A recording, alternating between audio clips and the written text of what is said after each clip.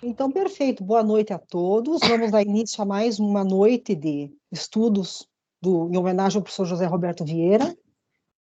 Hoje nós teremos como expositor o professor Maurício Tindovalli, que é professor de Direito Tributário da Universidade Católica de Brasília e da Unicuritiba, no Centro Universitário Curitiba, coordenador do mestrado em Direito da Universidade Católica de Brasília, mestre e doutor em Direito de Estado pela Universidade Federal do Paraná.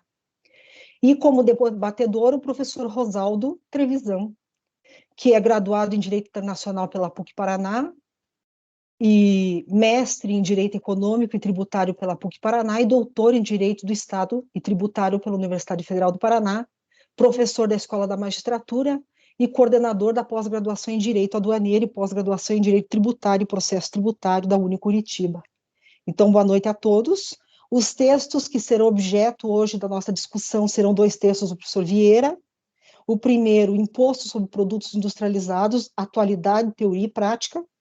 E o outro, Imposto sobre Produtos Industrializados, uma águia garcimarquiana entre os tributos. Então, espero que todos aproveitem muito a noite de hoje.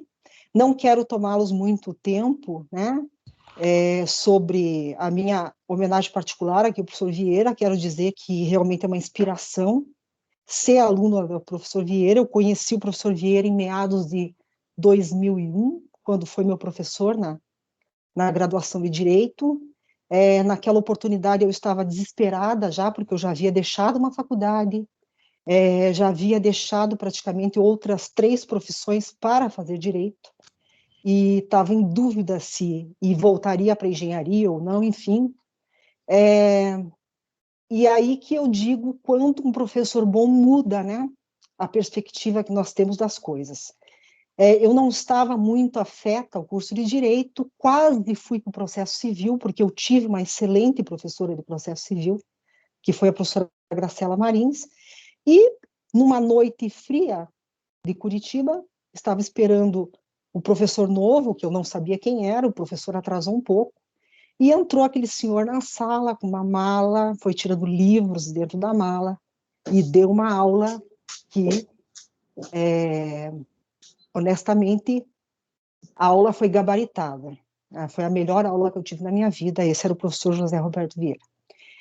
Falei, não, agora eu gostei do curso de Direito, fui fazer meu TCC com orientação do professor Vieira, fui para a pós-graduação de tributário, e depois, né, esses percalços da vida, fui embora de Curitiba, trabalhei com filosofia do direito no mestrado, e tinha um projeto de trabalhar num doutorado com direito e psicanálise. Porque, sinceramente, eu achava que uma pessoa da envergadura do professor Vieira nunca ia lembrar de mim, né? Esqueceu, uma pessoa com tantos contatos, com tantas pessoas no entorno, mas qual minha surpresa, que o professor Vieira só não lembrava de mim como lembrava do meu TCC, das aulas, de tudo, o que foi a melhor coisa que me aconteceu. E hoje eu pude voltar a ser sua orientanda no doutorado, né?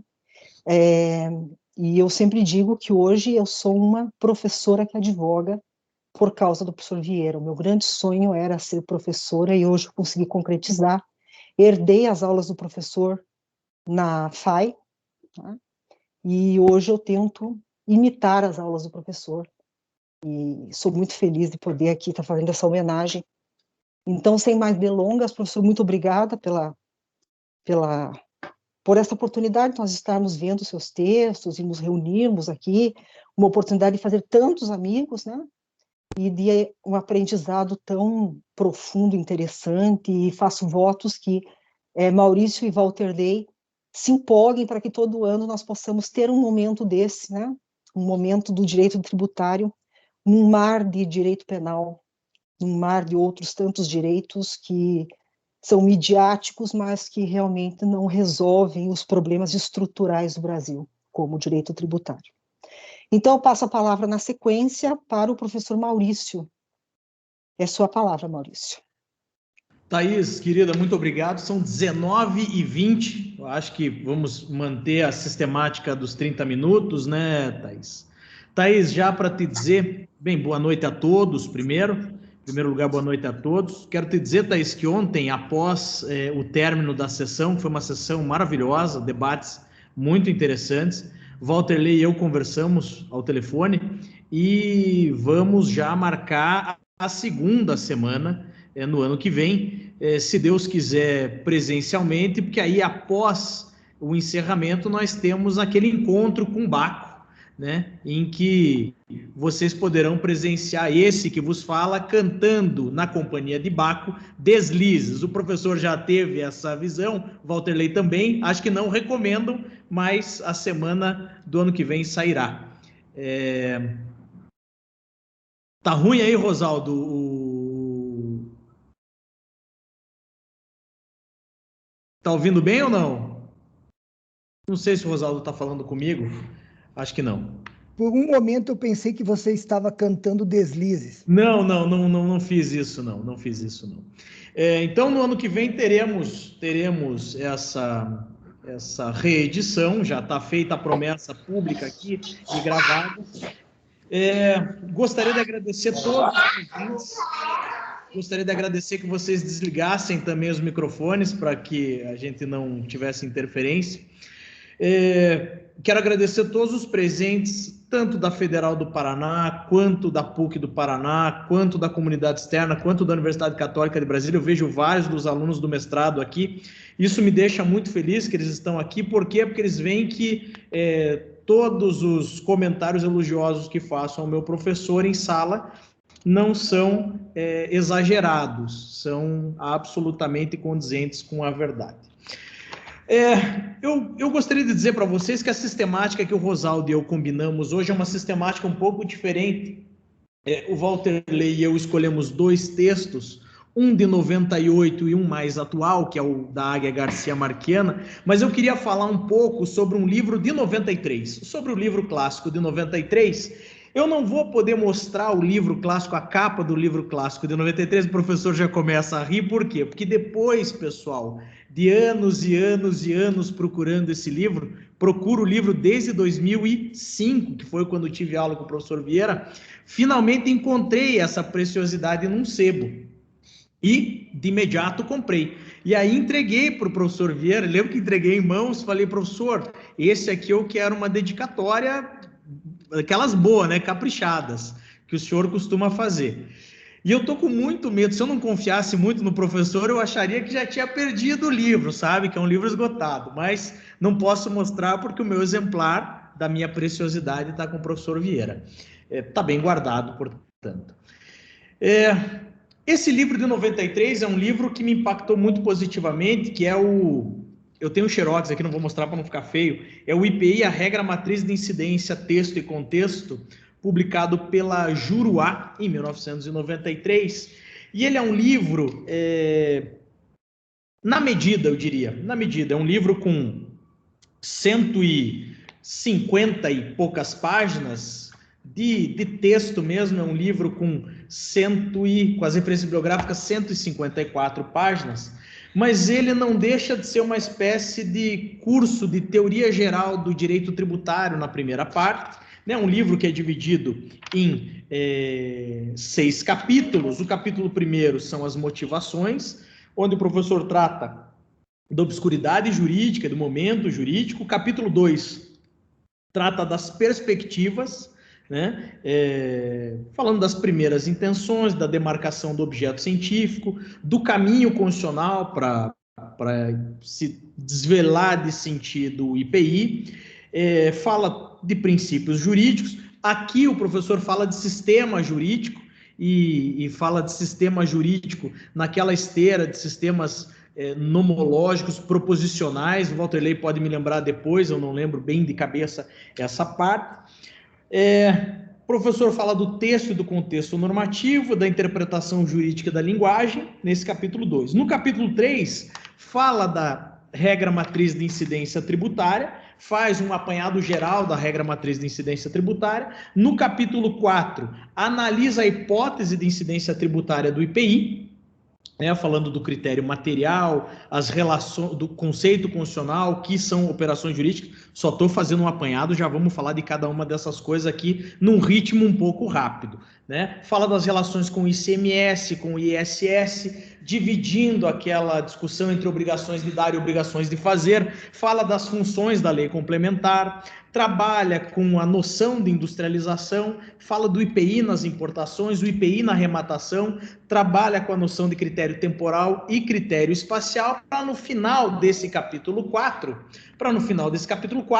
falar sobre fazer a síntese da hipótese de incidência tributária do IPI. No capítulo 5, o professor fala da consequência tributária do IPI, né? Fala da eficácia da relação jurídica, fala do critério pessoal, tratando do sujeito ativo e do sujeito passivo, trabalha com a noção do critério quantitativo, da base de cálculo, falando que ela é absolutamente imprescindível, né? Afastando a constitucionalidade de tributos fixos. Fala do IPI na importação. Ao tratar da base de cálculo, fala do princípio da não cumulatividade. O princípio da não cumulatividade é um princípio que informa o IPI. Depois fala da alíquota. Na alíquota fala do princípio da seletividade, menciona a exceção aparente ao princípio da legalidade previsto no 153, parágrafo 1º, e traz as considerações finais dele sobre a consequência tributária do IPI. E aí parte para as conclusões. Tá? Então, pessoal, eu tenho aqui, do meu tempo de fala, estou vendo aqui, tenho mais 23 minutos. Em 23 minutos vou tentar fazer um apanhado grande desse livro. E por que o Rosaldo e eu resolvemos fazer isso? Né? Primeiro porque o Rosaldo tem muito mais nível do que eu. Né? Não seria justo colocá-lo como meu revisor, ele tem muito mais nível do que eu. E porque eu apresentei esse texto, e me lembro bem, tem algumas coisas que marcam a gente, eu apresentei esse texto da Águia Garcia Marquiana numa das vezes em que participei da disciplina do professor, e eu lembro que eu apresentei bem esse texto, apresentei bem mesmo. E aí eu lembro que o professor olhou para mim e falou bem assim, 9,5. E é muito raro eu dar 9,5 para alguém. Aquilo lá eu queria emoldurar aquele momento. Infelizmente eu não tinha nenhum celular para gravar, mas ficou marcado na minha memória. Bem, vamos lá, pessoal. Vamos lá. Vamos falar do livro propriamente dito. O professor, ele menciona no começo do livro, né, que busca fazer ciência do direito, certo? Trabalha com aquela noção do sistema escalonado, né, o direito positivo enquanto um sistema escalonado, mencionando a norma hipotética fundamental, né? Ao falar de sistema jurídico, o professor ele traz, eu acho que esse é aquela ideia embrionária daquele artigo que se transformou num artigo clássico, que é a noção de sistema no direito, publicado na revista número 33 da Faculdade de Direito da Universidade Federal do Paraná, falando das peculiaridades do sistema da ciência do direito, do sistema do direito positivo, levando em consideração as lógicas que os informam e levando em consideração quais são os valores que os informam também, o valor verdadeiro ou falso, ou o valor válido e inválido, né?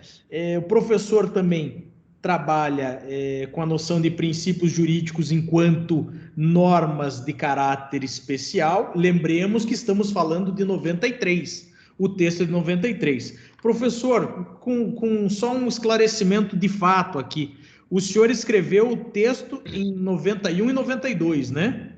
92. 92. Então, o texto Obrigado, professor. O texto é um texto de 1992, publicado em 93. O professor ainda menciona que, apesar de termos essa peculiaridade de que o sistema tributário brasileiro é eminentemente constitucional, nós não podemos fazer um caminho tão somente constitucional para construir a regra matriz de incidência tributária do IPI. Precisamos necessariamente descer as disposições infraconstitucionais.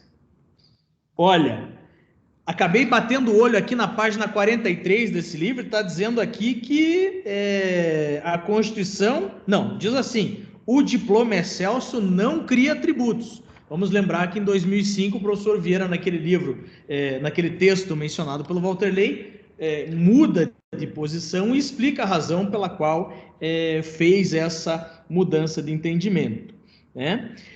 Além disso, pessoal,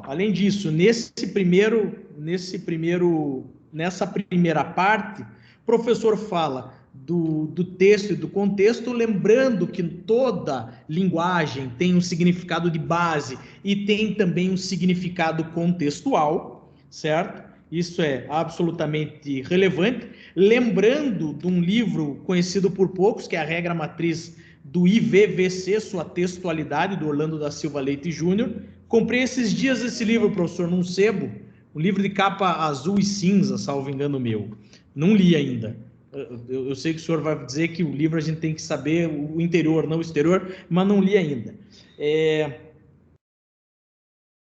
Além disso, pessoal, a parte de interpretação do direito como linguagem, lembrando dos planos de investigação semiótica, também aparece nessa parte inicial do livro, né? Então, o professor vai lembrar do plano sintático, semântico e pragmático, né? O plano sintático das relações dos signos entre si, o semântico das relações dos signos com seus significados e o pragmático das relações dos signos com seus usuários, né? A gente tem aqui o Carlos Renato, que é um baita conhecedor da pragmática, né? Me parece que a análise do professor, nesse caso específico, é semântico-pragmática. Me parece que ao levar em consideração as interpretações, caminhamos pela parte pragmática. Lá pelas tantas, nesse texto também, o professor lembra para nós da separação que o Kelsen faz entre normas jurídicas e proposições jurídicas, normas jurídicas enquanto enunciados prescritivos estabelecidos pelo legislador e a norma jurídica enquanto a proposição jurídica enquanto aquele arranjo feito pelo legislador para naquela formulação de juízo hipotético condicional. Aí o professor faz um apanhado já no item 3.3 sobre a regra matriz de incidência tributária, que eu só vou mencionar para vocês porque tenho certeza que todos vocês já a conhecem. Naquela estrutura de hipótese, e o professor não usa hipótese tributária, e sim hipótese de incidência tributária, essa é uma diferença entre a posição dele com a do professor Paulo de Barros Carvalho, e consequente normativo ou consequência tributária. Na hipótese de incidência tributária, critério material, temporal e espacial. Critério material estabelece qual é a conduta que, se realizada ou que, se ocorrida naquelas coordenadas de tempo que estão previstas no critério temporal e de espaço que estão previstas no critério espacial ocorrerem, vai acontecer aquilo que nós chamamos de subsunção do conceito do fato ao conceito da norma e a incidência normativa, instaurando para o professor de 1993, e eu acho que para o professor de hoje ainda, uma relação jurídica prevista no consequente de forma automática e infalível, certo? Esse é um dos pontos de discussão interessantes sobre a incidência, certo?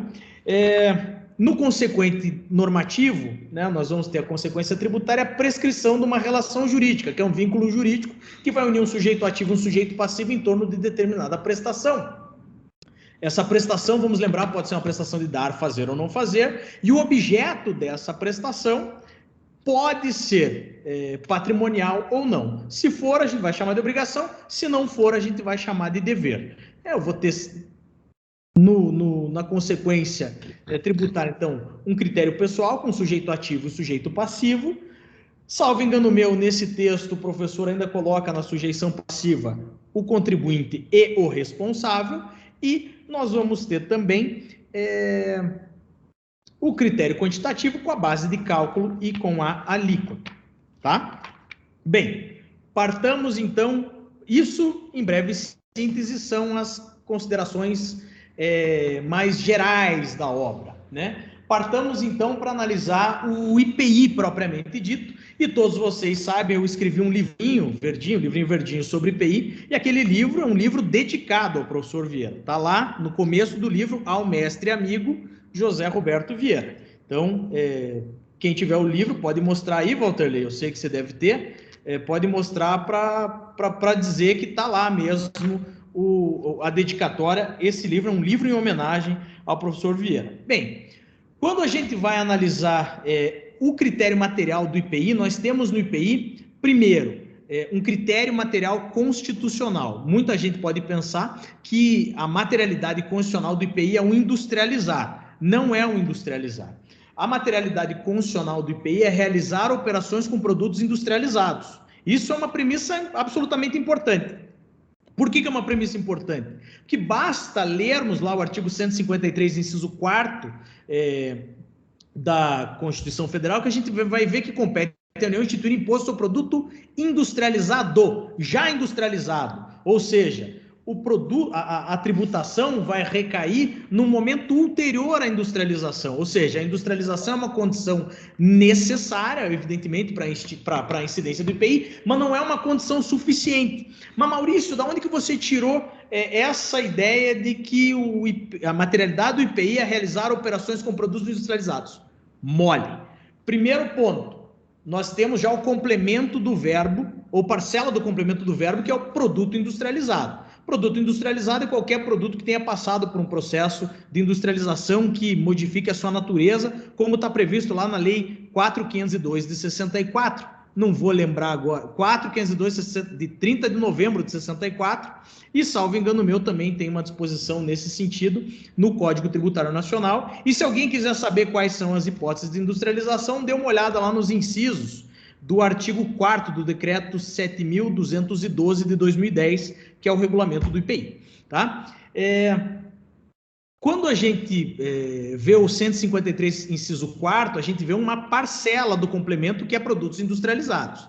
Mas o que eu tenho que fazer com esse produto industrializado? Da onde que eu tirei que é uma operação com produto industrializado? Se vocês olharem o 153, parágrafo 3º, inciso 2º, vocês vão ver que o IPI será não cumulativo, compensando-se que for devido em cada operação com o montante cobrado nas anteriores. Percebam que o que interessa para nós é esse negocinho aí chamado operação. O que é operação, pessoal? Os doutrinadores do direito tributário, dentre eles o professor Vieira, entendem que se operação é sinônimo de negócio jurídico. Então, eu já sei que eu tenho que fazer alguma coisa com esse negócio jurídico com produtos industrializados. E aí, pessoal, se vocês derem uma olhada no 153, vocês não vão encontrar mais nenhum enunciado do IPI que nos permita identificar qual é o critério constitucional, o critério material constitucional do IPI. Vocês vão encontrar isso onde? No 155, parágrafo 2º, inciso 11, que lá pelas tantas o legislador fala o seguinte: se alguém tiver fácil aí para abrir, vocês estão vendo que eu estou acelerado. Se vocês tiverem fácil aí para abrir, vocês vão ver o quê? Que o legislador prescreve que uma questão relativa à base de cálculo do IPI, quando a operação realizada for fato gerador, entre aspas, fato gerador dos dois impostos, tanto do ICMS quanto do IPI. Percebam, então, que no 155, parágrafo 2º, inciso 11, eu identifico o quê? Eu identifico que a materialidade do IPI é realizar operações com produtos industrializados. Esse, pessoal, é o critério constitucional, é o critério material constitucional do IPI, realizar operações ou negócios jurídicos com produtos industrializados. Claro que o destinatário constitucional tributário do IPI, né, se a gente parar para pensar quem é o industrial que industrializa e vende e realiza operações com produtos industrializados, né? Esse é Esse é o destinatário constitucional tributário, na feliz expressão do Ricardo Siqueira de Carvalho, que falou ontem para nós, é o sujeito vocacionado a ser sujeito passivo, certo? É o industrial. Quando a gente desce para as disposições infraconstitucionais, quando a gente vai ler o artigo 46 do Código Tributário Nacional e o artigo 2º lá da 4.502 de 64, a gente percebe que nós temos 3 materialidades. Primeira, importar produto industrializado de procedência estrangeira. A segunda, a saída do produto industrializado do estabelecimento a que se refere, que é o estabelecimento industrial ou a ele equiparado pela lei, e a arrematar produto industrializado abandonado ou apreendido. Tá? Essa última, de arrematar, ela não vem sendo utilizada desde 98, não é exigida desde 98. Vamos lembrar aqui da fala do Guilherme Broto Folador: a competência tributária pode ser facultativa, né? E também vamos lembrar do Walter Lei Costa, que defende a facultatividade, e o professor também, a facultatividade da competência tributária. Então, percebam aí que o legislador pode, sem qualquer problema, deixar de instituir o IPI sobre as arrematações. Mas aí a gente vai falar dessas outras duas. Nós temos, então, o IPI na saída, que é o IPI interno, que todos nós conhecemos, e temos o IPI na importação de produtos industrializados de procedência estrangeira. O IPI na saída não tem muita dificuldade. Por quê? Porque a materialidade qual é? Realizar operações com produtos industrializados. O critério temporal qual é? A saída do estabelecimento. Essa questão é interessante porque há uma discussão relativa aqueles casos de furto e roubo do produto industrializado após a saída do estabelecimento industrial, e o critério espacial é qualquer ponto do território nacional. Então, no que se refere ao IPI interno, não tem muita discussão. Quer dizer, tem discussão, mas as discussões são mais tranquilas, assim. A gente vai ter discussões relativas à base de cálculo, da inclusão do frete, do seguro e dos juros nas vendas financiadas, questões decididas já pelo STF e pelo STJ, né? Vamos ter também discussões na base de cálculo ainda sobre a inclusão de descontos concedidos incondicionalmente, né? Também o judiciário já definiu, acho que é o tema 84 da repercussão geral, que os descontos incondicionais não devem integrar a base de cálculo, e a alíquota do IPI é uma alíquota que deve observar o princípio da seletividade em função da essencialidade. Ou seja, né, o próprio legislador estabeleceu qual é o critério de seleção, qual é a essencialidade, ou seja, quanto mais essencial o produto, menor deve ser a alíquota, e quanto menos essencial, maior deve ser a alíquota. É interessante que o IPI, quanto um tributo nacional, né, federal, melhor dizendo, que incide em todo o território nacional, é importante que nós lembremos o quê? Que essa essencialidade é absolutamente variável no sul, no norte, no nordeste, no sudeste, no centro-oeste, né? Ou seja, nós precisamos encontrar no texto constitucional um norte para aquilo que nós possamos identificar como essencial. E esse norte está justamente lá no artigo 7º, inciso 4º da Constituição Federal, que prevê o salário mínimo. Estou vendo aqui, pessoal, me faltam 6 minutos. Vai dar tempo, né? Bem, no que se refere ao IPI na importação, o IPI na importação é que é a cereja do bolo. Esse que tem uma discussão interessante. Percebam que o IPI na importação, aquele que importa um produto industrializado de procedência estrangeira, realiza uma operação com um produto industrializado, claro, sem sombra de dúvida.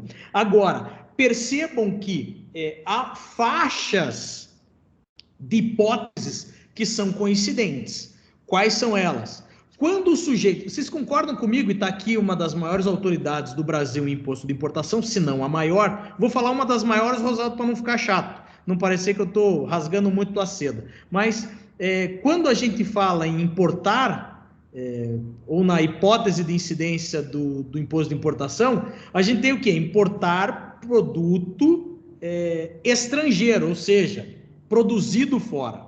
Né? Mas percebam que é importar produto industrializado ou não, estrangeiro. Quando eu tenho a hipótese de incidência do IPI na importação, o que eu tenho? A hipótese de incidência é importar produto industrializado, necessariamente, mas de procedência estrangeira, ou seja, estrangeiro ou não estrangeiro, ou apenas desnacionalizado.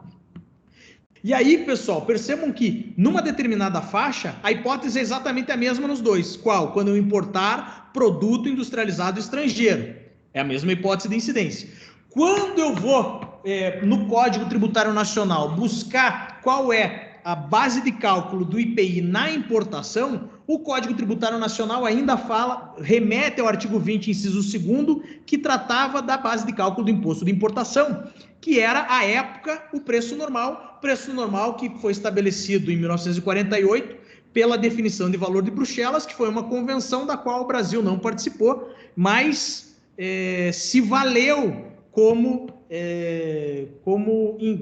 se valeu dela como inspiração para estabelecer a base de cálculo do imposto de importação. Lógico, depois com o GAT, a base de cálculo do imposto de importação não é mais o preço normal e é o valor aduaneiro, sobre o qual vocês podem encontrar um monte de coisa lá no livro azulzinho do Rosaldo. Né? De qualquer forma, no IPI na importação, a base de cálculo, me parece, é a mesma do imposto de importação. Eu sei que há divergências doutrinárias, claro, nesse sentido, mas quando eu tenho a mesma hipótese de incidência, a mesma base de cálculo, eu tenho o quê, senhores? O mesmo tributo, se eu levar em consideração aquela concepção de que o binômio identificador da natureza jurídica do tributo é a hipótese de incidência mais base de cálculo, fazendo a interpretação conjunta do 154, inciso 1º, e do 145, parágrafo 2º do texto constitucional. Tá? Então, tem essa discussão. Mas, Maurício, e aí, onde é que entraria o verdadeiro IPI na importação? Aí eu teria um verdadeiro IPI naqueles casos em que o IPI não fosse um verdadeiro adicional do imposto de importação. E quais casos são esses? Nas reimportações. Quando eu estiver importando um produto industrializado desnacionalizado, ou seja, reimportando, aí eu tenho um verdadeiro IPI, não tenho um IPI como adicional do imposto de importação, um IPI com natureza jurídica de imposto de importação. Se vocês lembrarem daqueles casos do aumento das alíquotas do IPI na importação, lá atrás da Jack Motors, vocês vão lembrar que um monte de gente entrou no judiciário para tentar afastar essa tributação em razão do princípio da anterioridade nonagesimal. E aí o judiciário, me parece acertadamente, diz, não, mas aqui não tem mesmo cabimento de respeito à anterioridade nonagesimal, porque aqui eu estou falando no IPI enquanto adicional do imposto de importação, que sabemos todos nós é uma exceção, tanto a anterioridade genérica quanto a anterioridade nonagesimal. Aproveitando esse gancho do caso do Jack Motors, vamos lembrar que o IPI ele faz parte daquele rol de impostos que estão lá no 153, parágrafo... Meu Deus do céu! 153, parágrafo 1º. Obrigado, professor, pela cola. Parágrafo 1º, que são exceções aparentes à legalidade. Isso quer dizer o quê? Que o poder executivo poderá aumentar ou diminuir as alíquotas, atendidos, lógico, os limites de lei, do imposto de importação, exportação, IPI e IOF. No caso do IPI, a gente encontra o artigo 4º, inciso 1º, a linha D do decreto 1199 de 71, que estabelece que o IPI pode ser a alíquota do IPI pode ser reduzida até zero ou pode ser majorada em até 30 pontos percentuais. Vamos lembrar que 30 pontos percentuais é diferente de 30%, né? Ele pode ser majorado em até 30 pontos percentuais. E para finalizar, pessoal, vamos lembrar do princípio da não cumulatividade. O princípio da não cumulatividade é um princípio absolutamente importante, por quê? Porque ele acaba respeitando a capacidade contributiva objetiva na medida em que exige o pagamento tão somente do IPI relativo àquela parcela específica. Vamos lembrar que o IPI não é um imposto sobre valor agregado do ponto de vista jurídico, porque a base de cálculo é o valor de toda a operação, mas do ponto de vista econômico ele pode ser considerado como imposto sobre valor agregado. em razão da sistemática de créditos e débitos no final de um período de apuração. Eu recomendo, inclusive, que vocês deem uma olhada na jurisprudência do Supremo sobre a não cumulatividade, e tem um artigo bacana do professor também, que fala sobre maior completa ou completa nudez, que diz respeito justamente à não cumulatividade do IPI. E aí, senhores, me orgulho de ter fechado a apresentação em 30 minutos e 33 centésimos aqui, professor, em sua homenagem, sempre rigoroso nas exposições. Espero que o senhor tenha gostado e não bata muito nesse seu orientando aqui nos seus comentários, professor.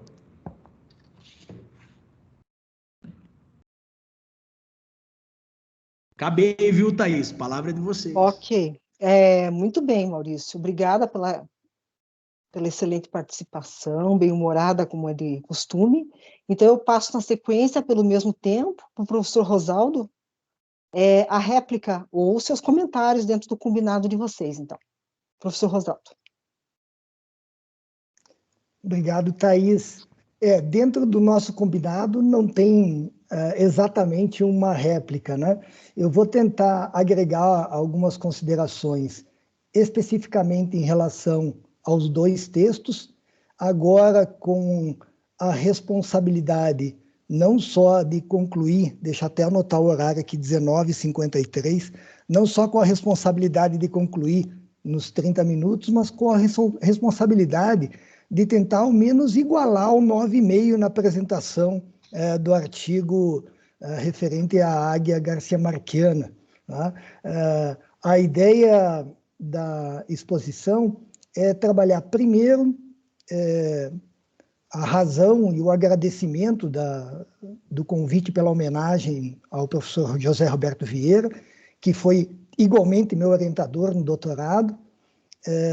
Inicio com algumas considerações a respeito do professor José Roberto Vieira, a quem eu designo na minha tese de doutorado, e depois, em uma primeira homenagem que foi feita em uma obra que os senhores todos devem ter aí perto dos senhores, que é coordenada também pelo professor Maurício, entre outros, e em ambos os artigos eu uso a inicial maiúscula para o professor José Roberto Vieira, que foi um verdadeiro professor. Me honrou muito ter a orientação do professor José Roberto Vieira na minha tese de doutorado.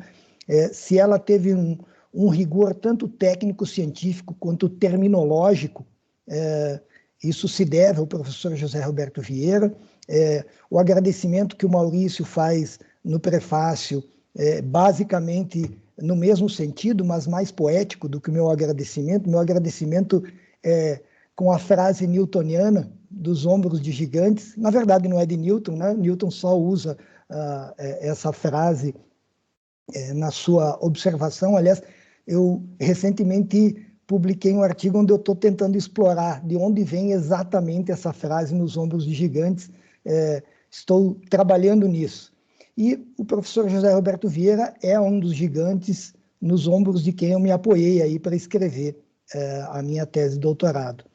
E a minha relação com o professor José Roberto Vieira, apesar de trabalharmos no mesmo órgão, ocupando o mesmo cargo durante décadas, a gente acabou não se encontrando dentro do ambiente profissional por uma decisão do destino, né? Acabamos nos encontrando durante o mestrado. O professor Vieira foi membro da banca examinadora do meu mestrado. Foi uma experiência muito bacana a defesa da dissertação de mestrado, na época orientado pelo professor Dalton Dallazen, e o professor José Roberto Vieira fez várias considerações interessantes que eu anotei e aumentaram, pelo menos aparentemente, em minha opinião, aumentaram substancialmente a qualidade da dissertação, cujo débito de publicação ainda tenho com o professor José Roberto Vieira. Ainda lembro que o que me cativou mesmo nessa relação com o professor José Roberto Vieira foi que 1 ano depois de eu apresentar minha tese, basicamente no dia 12 de maio de 2009, dia de São Epifânio, eu recebi essa cartinha aqui, que eu guardo até hoje. Poderia emoldurar também, né, Maurício? nessa cartinha aqui o professor tece algumas considerações sobre a minha dissertação, um tanto elogiosas, não sei se merecidamente, mas ele faz referência, e aqui vem a primeira coincidência do dia. Uma das sugestões de aprimoramento do texto que o professor José Roberto Vieira faz é em relação a um excerto da minha dissertação em que eu afirmo que o imposto de importação constituía uma exceção ao princípio de anterioridade e o princípio da legalidade, quando, na verdade, ele é uma, abre aspas, exceção, fecha aspas. Né? Ele não é bem uma exceção, tanto que o texto constitucional permite ao legislador ordinário, às vezes ele é bem ordinário, né? Estabelecer uma faixa dentro da qual o Poder Executivo maneja as alíquotas. Então, na verdade, não é bem uma exceção, porque o Poder Executivo está limitado a essa faixa estabelecida pelo legislador. Isso acontece não só nos tributos que eu estava explorando à época, mas também no IPI. E ele me recomenda um trabalho de 2006, Imposto sobre Produtos Industrializados, uma águia garcia-marquiana entre os tributos. Né? Então, essa é a primeira coincidência da noite, né? Esse texto está... É o texto que o Maurício apresentou e é o texto que eu vou apresentar em parte para os senhores hoje, mesclando com o outro texto também, que é o IPI, Atualidade, Teoria e Prática.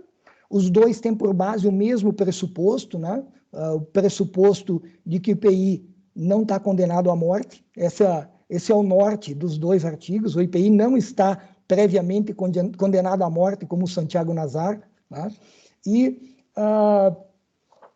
essa carta do professor José Roberto Vieira, que eu guardo junto com outra carta que eu recebi também do professor José Roberto Vieira, dentro da minha biblioteca, em um lugar muito especial, me cativou a buscar a orientação do professor José Roberto Vieira no doutorado.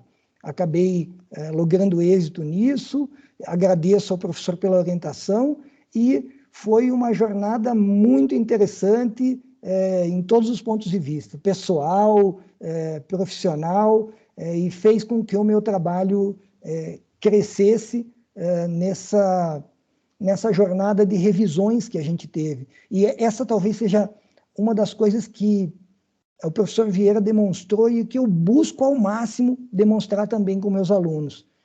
Eu tenho a certeza absoluta que o professor José Roberto Vieira leu cada linha do meu trabalho. Tenho a certeza absoluta e plena de que ele leu cada vírgula. E se a vírgula não estava bem posicionada, ele propôs o reposicionamento. Isso, para mim, é fantástico. Isso, para mim, é um apreço enorme ao aluno. O professor usa um tempo extraordinário, né? Um tempo que não é o tempo pensado pelos burocratas. Então, fica aqui o meu elogio, concluo com o meu elogio ao professor José Roberto Vieira, que é o professor que a gente deve ter como modo apaixonado, como modo apaixonante, né, do ensino, e não como esse modo que hoje a gente vê muito proliferar, que é o professor escravo do MEC, escravo das estatísticas de publicação, escravo das publicações coletivas. O professor José Roberto Vieira tem publicações que podem não superar em quantidade vários dos autores de direito tributário que a gente tem, inclusive com a metade da idade do professor José Roberto Vieira. Mas não tem a mínima dúvida que, em termos de qualidade, muita gente vai sofrer para acompanhar as publicações do professor José Roberto Vieira. E, no meu juízo, eu não sou um avaliador do MEC, né? No meu juízo, a qualidade prepondera. No meu juízo, esse primor pela excelência e pela qualidade nos trabalhos é que faz, ao lado da dedicação e da leitura integral do trabalho dos alunos, é que faz com que eu atribua esse P maiúsculo na inicial de designação do professor José Roberto Vieira. Encerro aqui minha homenagem pessoal e parto para a segunda parte do agradecimento, que é o porquê do IPI. Né? Estamos em uma noite do IPI. Né?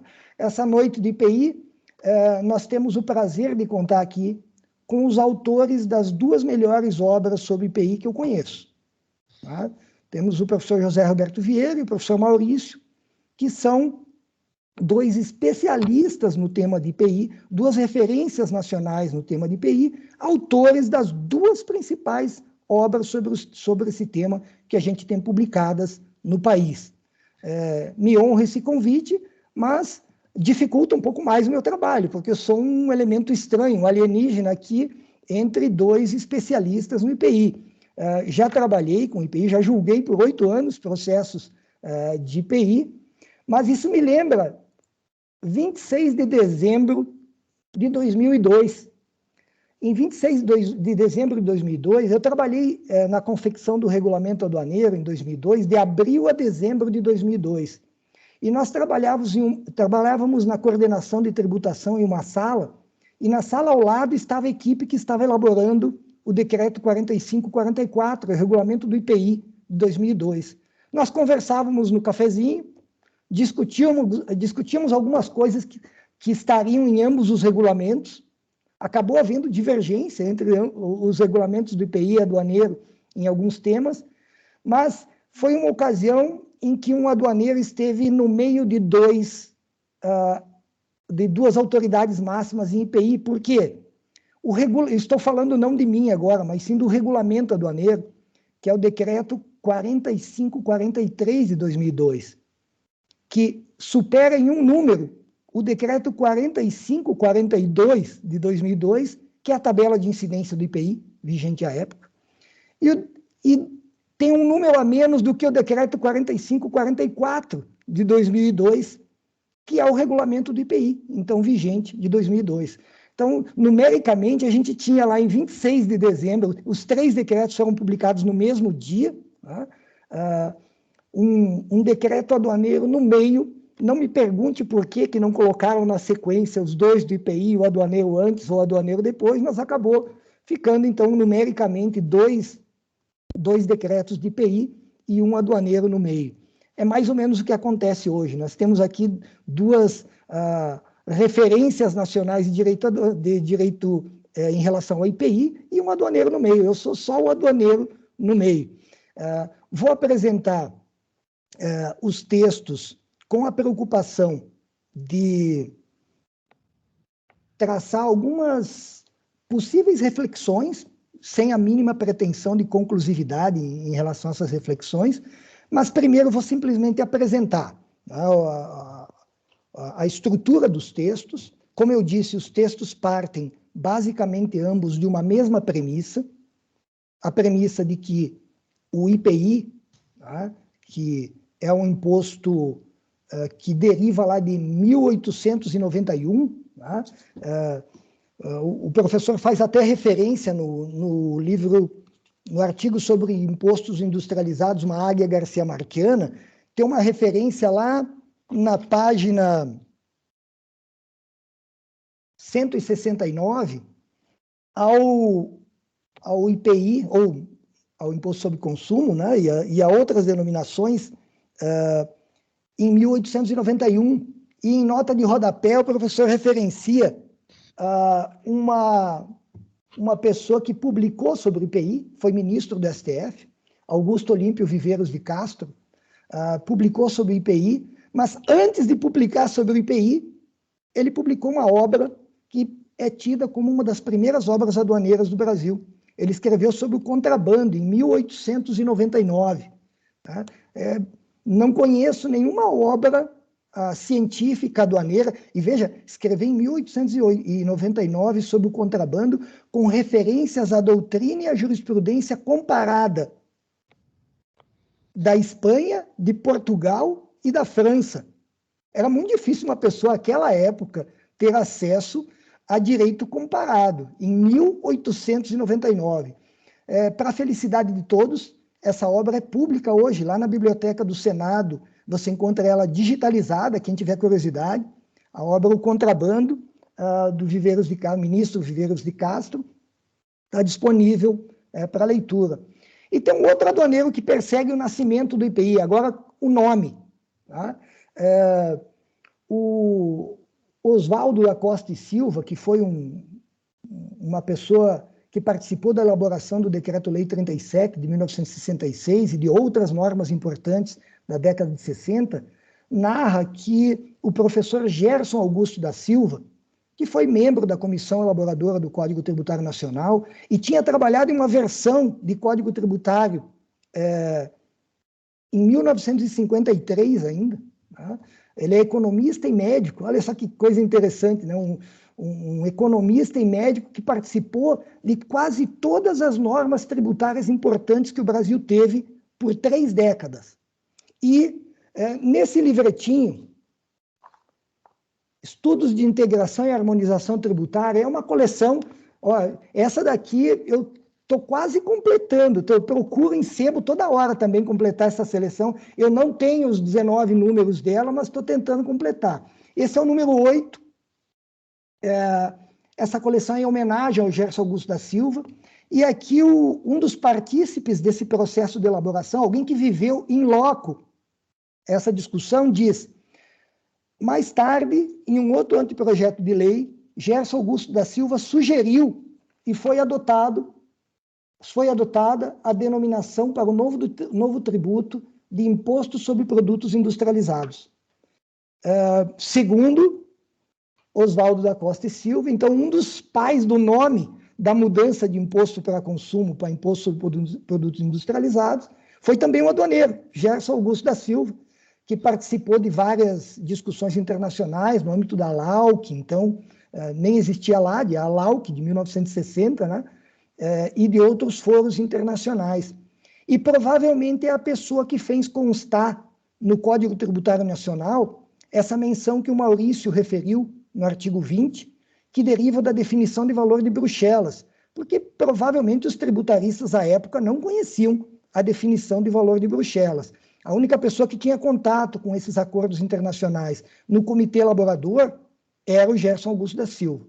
Então, esses bastidores, vamos dizer assim, da criação do IPI são interessantes para a gente compreender, e até uma outra frase que o professor José Roberto Vieira usa nesses artigos, e que é do ex-secretário, falecido ex-secretário da Receita Federal, Osíris de Azevedo Lopes Filho: imposto bom é imposto velho. Tá? Justamente para tentar dar um mínimo de segurança jurídica, um mínimo de previsibilidade ao sistema tributário, que é um valor que está bem presente em ambos os artigos do professor José Roberto Vieira também, a preocupação com a manutenção da previsibilidade no sistema tributário. A maioria dos tributos que a gente tem longevos, como IPI, né?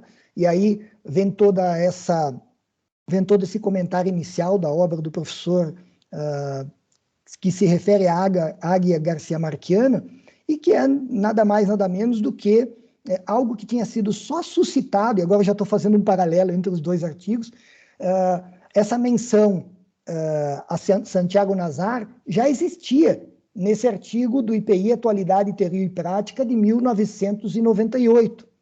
E ele é resgatado e a essa menção é dado um destaque todo especial nos 6 primeiros itens do segundo artigo publicado em 2006. Né? Então, os 6 primeiros itens são a parte literária, a degustação literária que antecede a obra jurídica, e que é um dos diferenciais do professor José Roberto Vieira também, e que às vezes a gente vê até algumas falsificações, algumas imitações, né, que muitas vezes não chegam à qualidade literária das obras do professor Vieira, mas que são boas tentativas nesse sentido, né? E nessa parte inicial literária, o professor inicia falando das obras do colombiano consagrado, autor colombiano Gabriel Garcia Marques, e comenta que o IPI não se compara ao Santiago Nazar, né? Não se compara àquele cuja morte foi anunciada já no início da obra, né? Mas sim a um personagem dos 100 anos de solidão, né? Que é a Úrsula Iguarã, né? Que tem como uma inspiração a própria avó do Gabriel Garcia Marques, e que é uma personagem longeva. O professor narra até que não é a primeira personagem longeva, é a terceira, é ao menos a terceira das personagens longevas das narrativas do realismo fantástico, realismo mágico do professor Gabriel Garcia Marques e do escritor Gabriel Garcia Marques. E a Úrsula Iguarã narra o professor que deveria ter, lá no item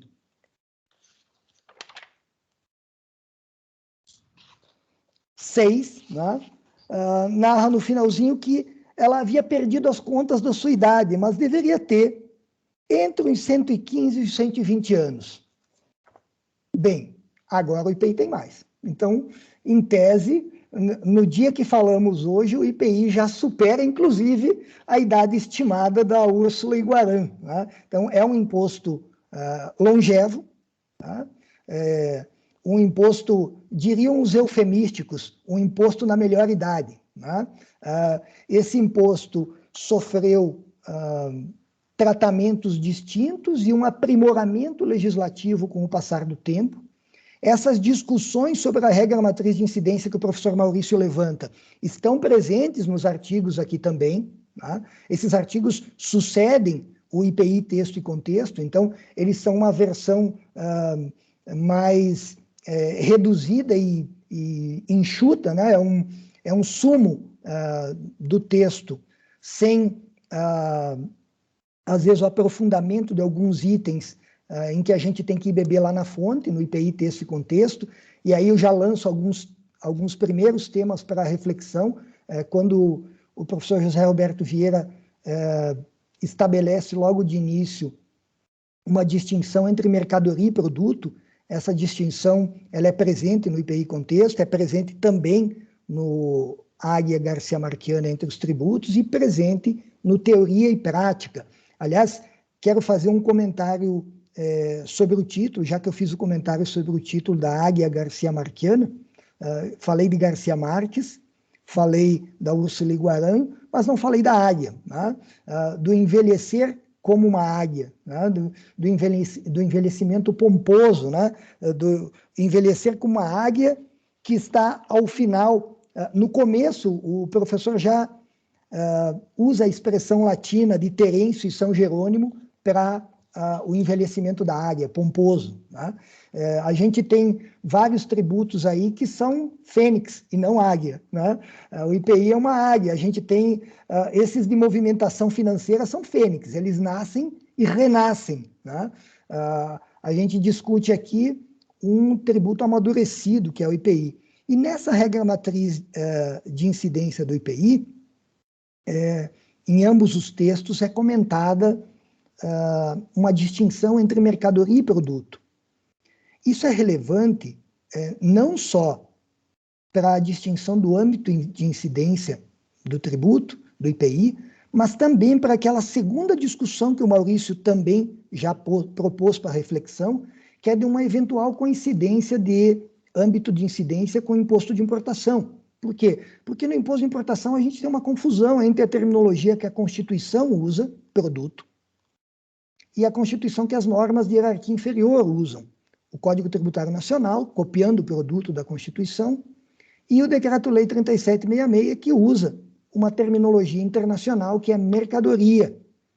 E a gente tem, hoje, uma acepção internacional para a mercadoria até maior do que a de tributo.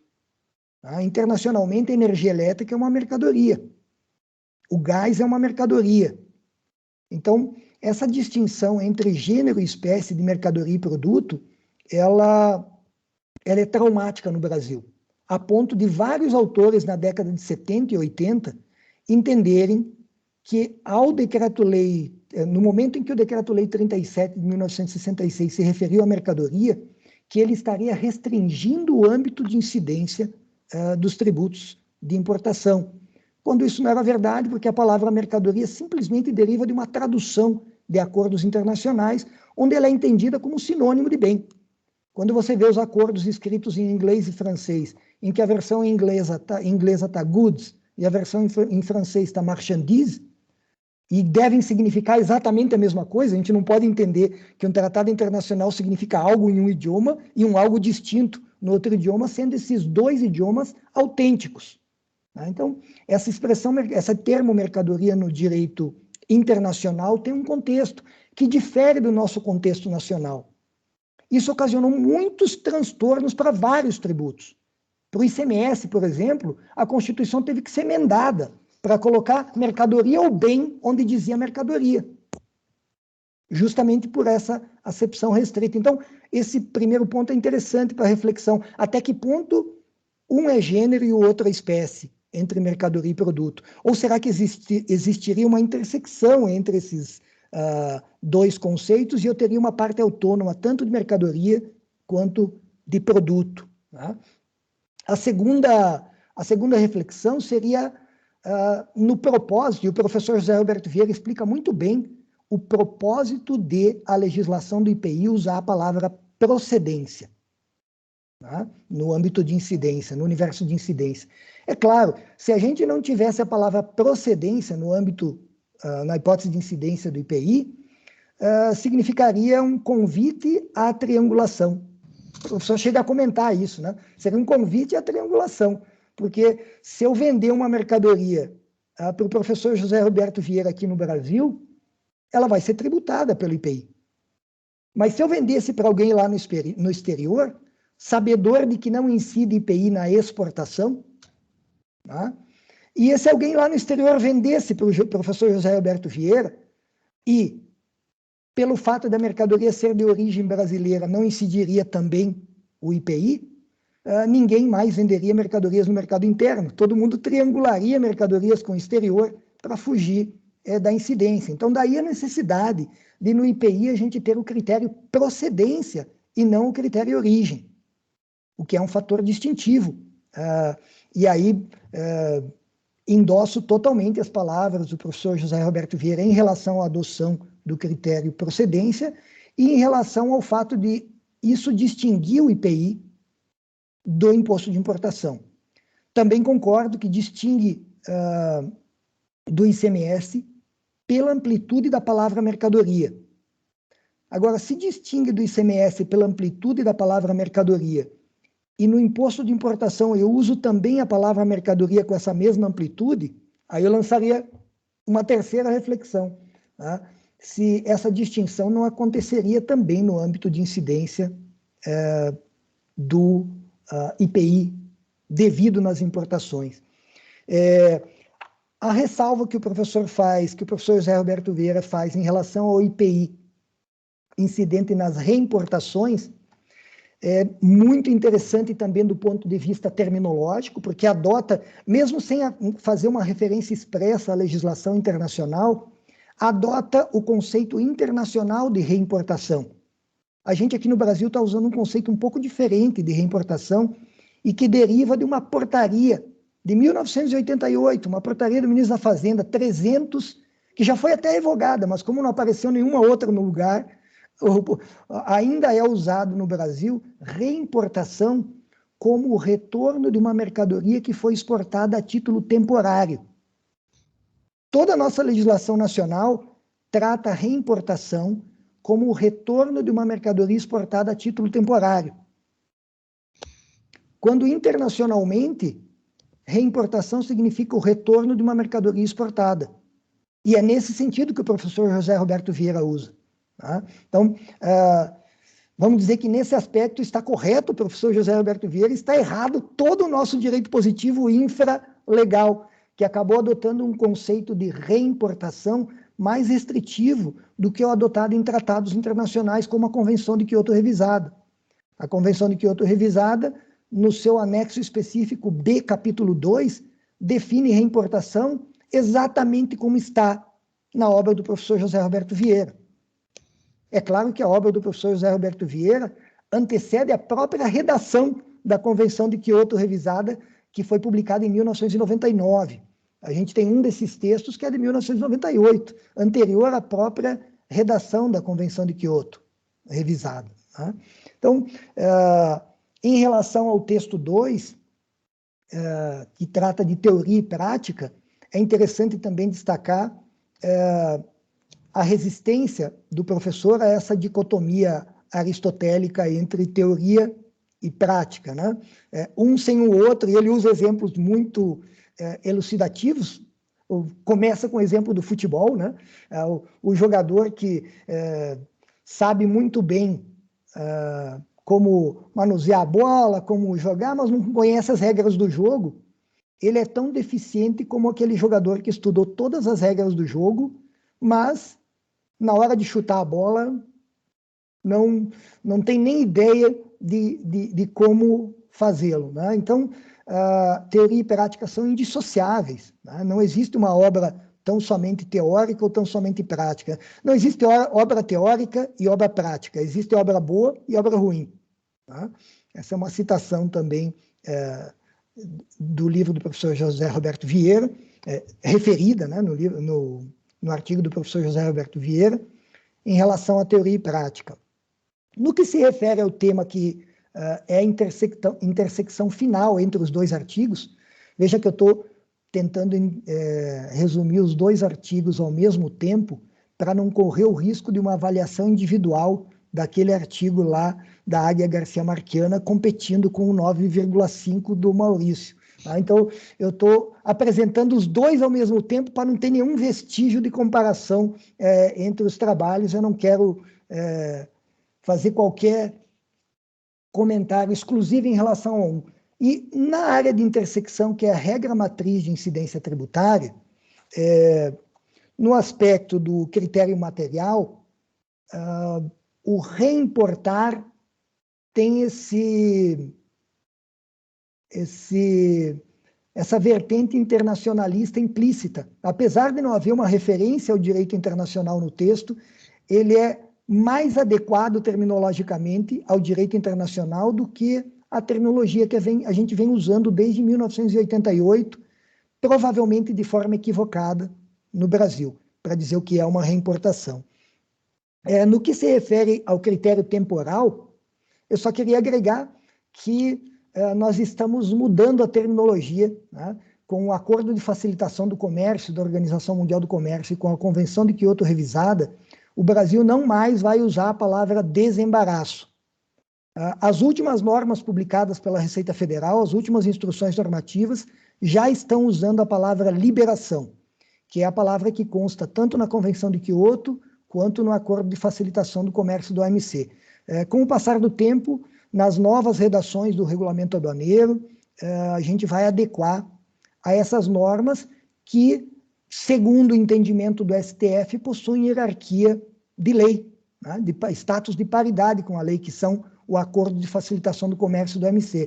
Então, eles podem, sim, alterar conteúdo, inclusive a terminologia. Então, se comentarem com vocês a respeito de desembaraço, já pode falar que a palavra atualmente é liberação. Então, a gente, no âmbito das normas, já está sendo atualizado isso. Isso poupa alguns dissabores também, quando a gente tem que explicar a nossa legislação nos países de língua espanhola. Eu lembro na negociação do Código Aduaneiro do Mercosul, a palavra embaraço em espanhol não é muito boa para a gente se referir a uma liberação ou a não liberação de mercadorias. Em relação ao critério espacial, né, a observação em relação às unidades aduaneiras, exclusivamente pelo IPI, incidente nas importações, ou melhor, na acepção do professor, nas reimportações, né, utiliza como critério as unidades aduaneiras.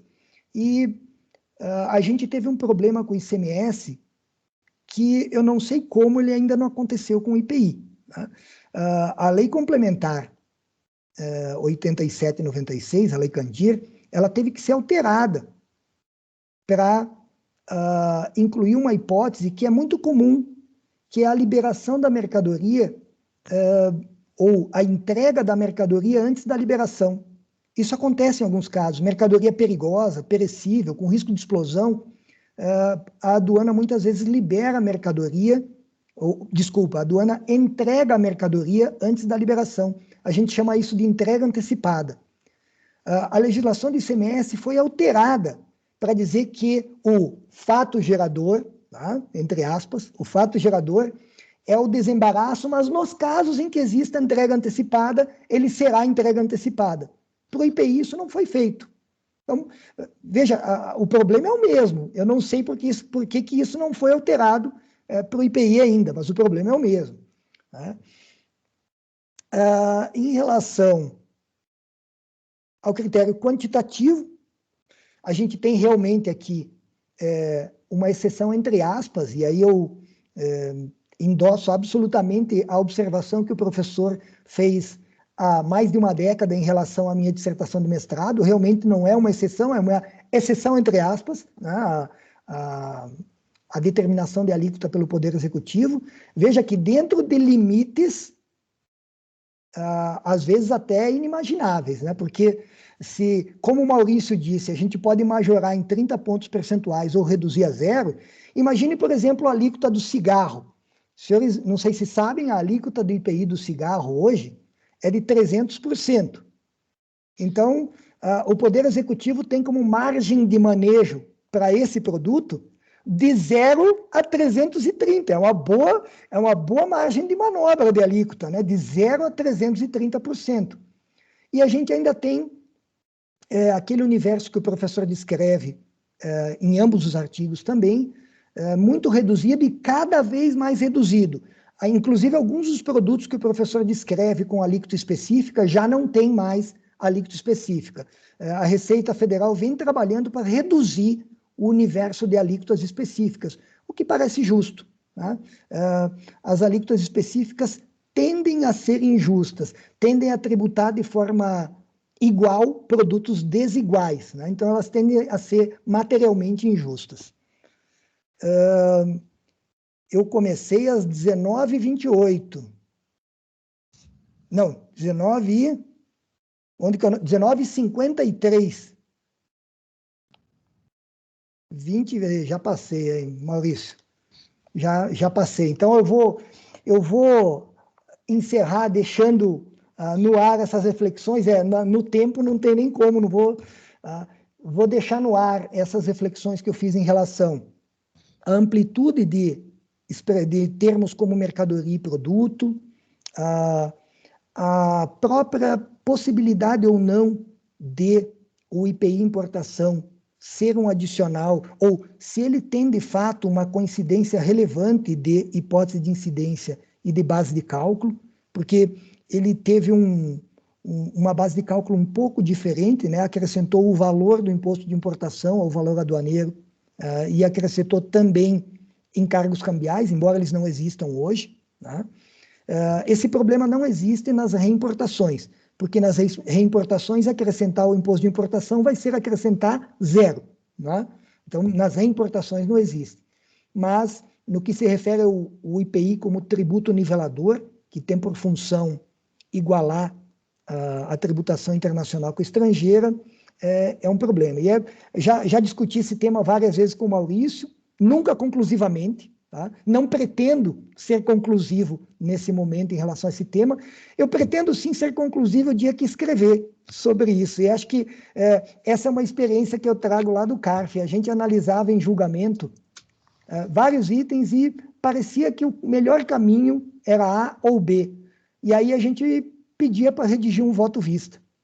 E quando você ia redigir o voto vista, estudava muito bem o tema e começava a escrever, você mudava o seu posicionamento, porque você aí tinha uma amplitude maior, né, de pesquisa e isso acabava fazendo com que se alterasse o posicionamento. Então, eu não manifesto conclusivamente no sentido de ser ou não o IPI importação adicional ao imposto de importação.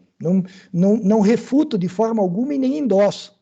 Né? Então, sou um em cima do muro, vamos dizer assim, nessa tese de o imposto de importação, de o IPI importação ser um adicional ao imposto de importação, justamente por sustentar que eles têm finalidades antagônicas.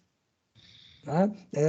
Enquanto o imposto de importação tem por fim único estabelecer uma distinção entre o produto estrangeiro e o produto nacional, o IPI importação tem por fim único estabelecer uma igualdade entre a tributação do estrangeiro e a tributação do nacional.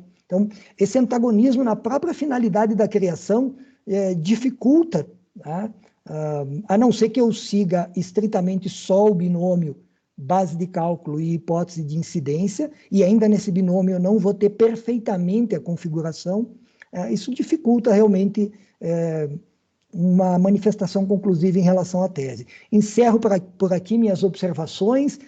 A ideia era transmitir o conteúdo de ambos os artigos e semear pontos de reflexão, não deixando, por fim, de agradecer mais uma vez ao convite, não só do Maurício, por participar desse evento ao lado de grandes especialistas, dos 2 maiores especialistas de IPI, como também ao professor José Roberto Vieira, de mais uma vez ter a oportunidade de conversar com ele sobre essas temáticas tributárias importantíssimas.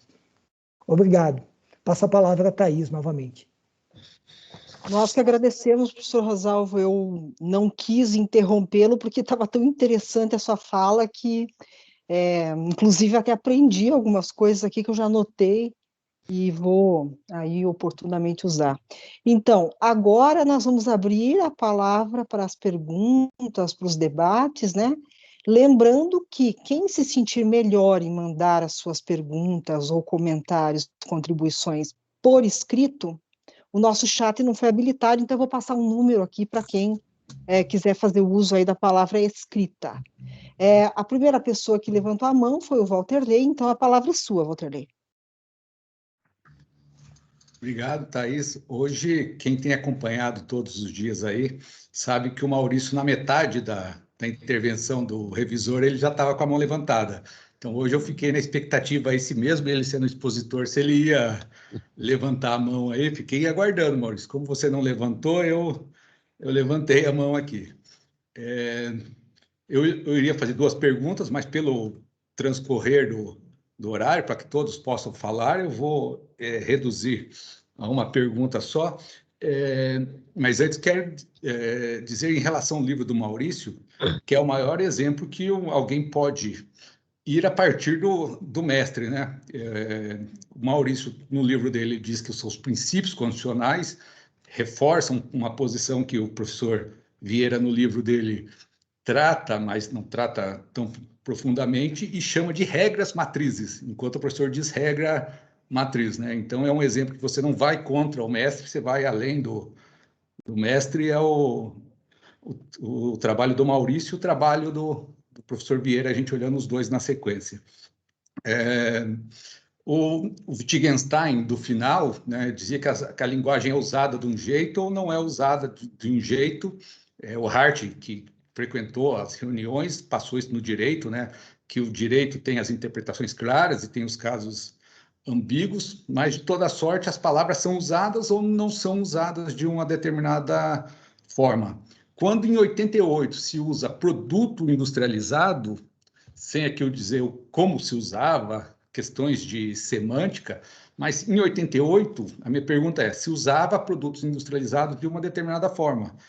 Se em 21, se a gente pode usar produto industrializado no sentido que produto não é mais uma coisa corpórea, e se o industrializado ganha um novo caráter como tecnológico. Então, nesse ponto, um produto industrializado não precisa necessariamente ser algo material e tem mais uma vertente do que um produto de uma fábrica, alguma coisa com revestimento tecnológico. E assim, o produto de um ato da tecnologia, mesmo sem ser algo que vem de uma indústria, eu pergunto, as palavras mudaram, o uso das palavras mudaram? Eu posso dizer que hoje alguma coisa que é tecnológica, mesmo sem ser material, é um produto industrializado? Essa era a minha participação, espero ter sido sucinto aí.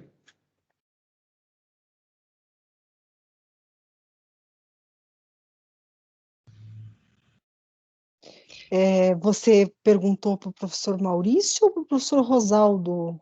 Para os 2, então? Fiquem à vontade para quem quiser tomar a palavra. Pergunta mais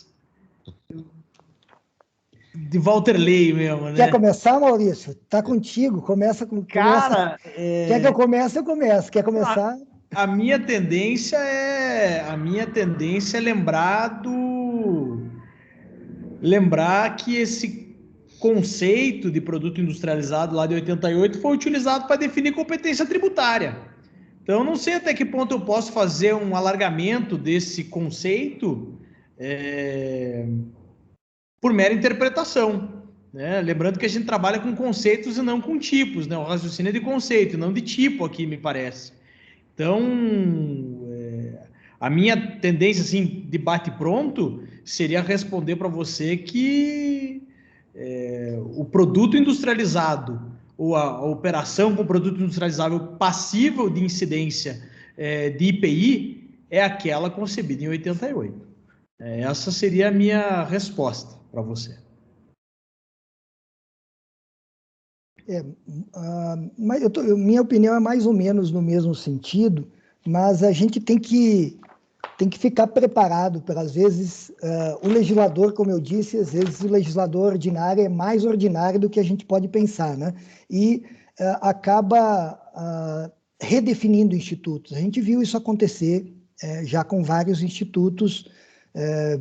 Há quem diga que a gente tem um risco aí de cada vez mais ter uma comercialização de produtos que, na verdade, vão ser confeccionados por uma máquina aqui no país, mas resultam de uma prestação de serviço. Vou dar o exemplo comum, impressão 3D.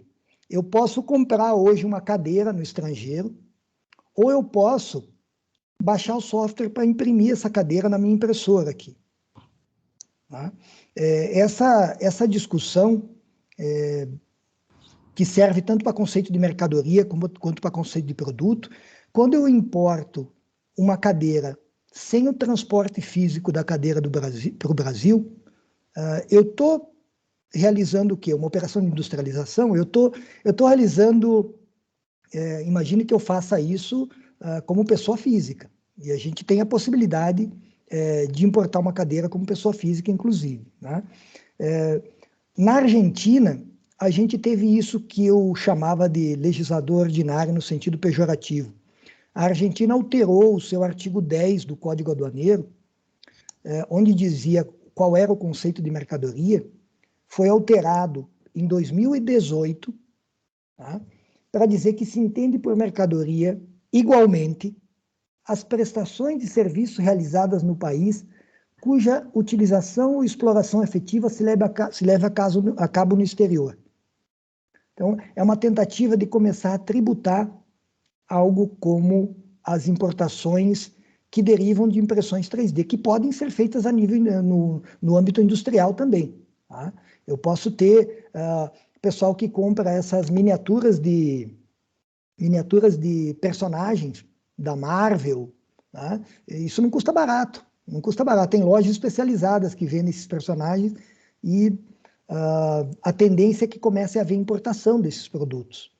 E aí a gente vai ter que rediscutir, mas rediscutir não significa que o conceito foi adulterado.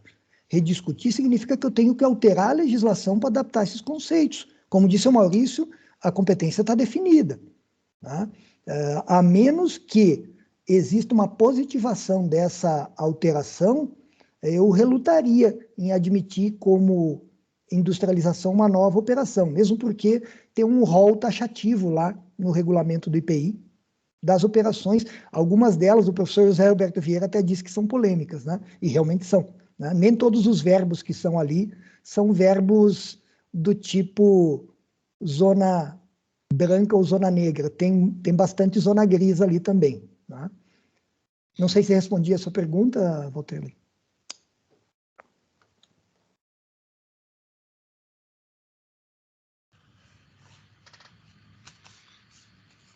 Então, Valterley, tudo bem?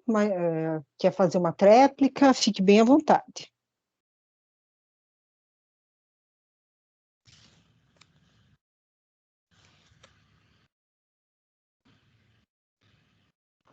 Pessoal, essa é a hora de se vingar daquelas perguntas que eu fazia em aula, hein?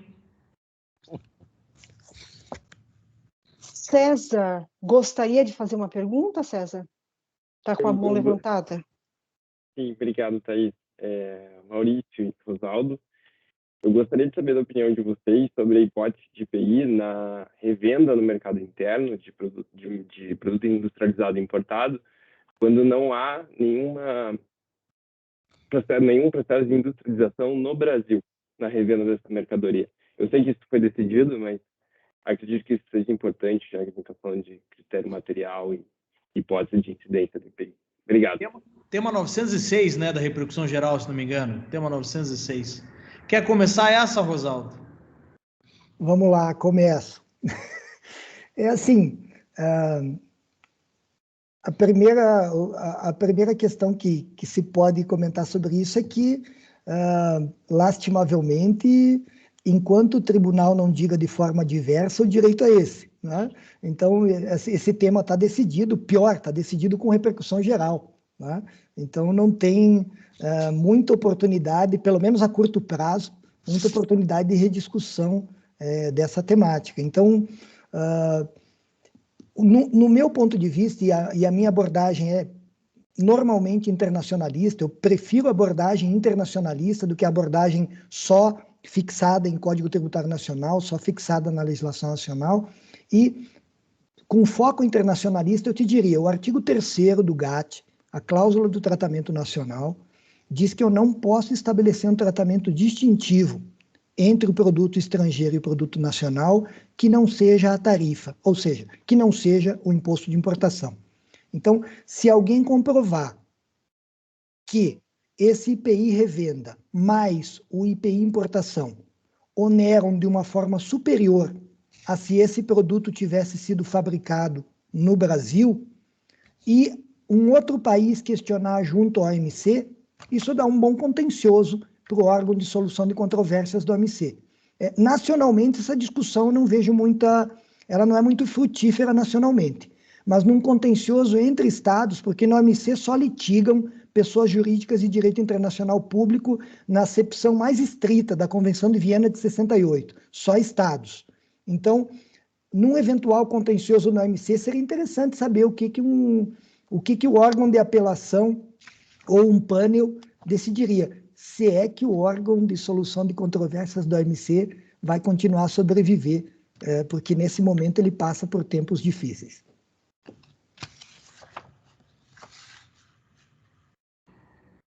Bem, César, a minha opinião é a seguinte, se eu fizesse uma leitura formalista tão somente, são duas operações, né? Uma de importação e outra de revenda, então eu teria que ter uma dupla incidência. Mas aí eu lembro do destinatário constitucional tributário mesmo, né? O destinatário constitucional tributário, é um industrial que industrializou o produto e o comercializou, né? E o vendeu. Então me parece, posso estar equivocado, mas me parece que o Supremo decidiu mal nesse caso. Obrigado, Maurício e Rosaldo. Realmente não é uma questão que vá ser alterada no direito brasileiro, né? Mas essa questão do GATT eu acho que é bastante relevante, ainda mais considerando que o Brasil foi condenado bem recentemente no âmbito da lei de informática, né? Dos benefícios de IPI da lei de informática. Então, realmente, a gente tem chance de ser condenado novamente, né? Então, obrigado.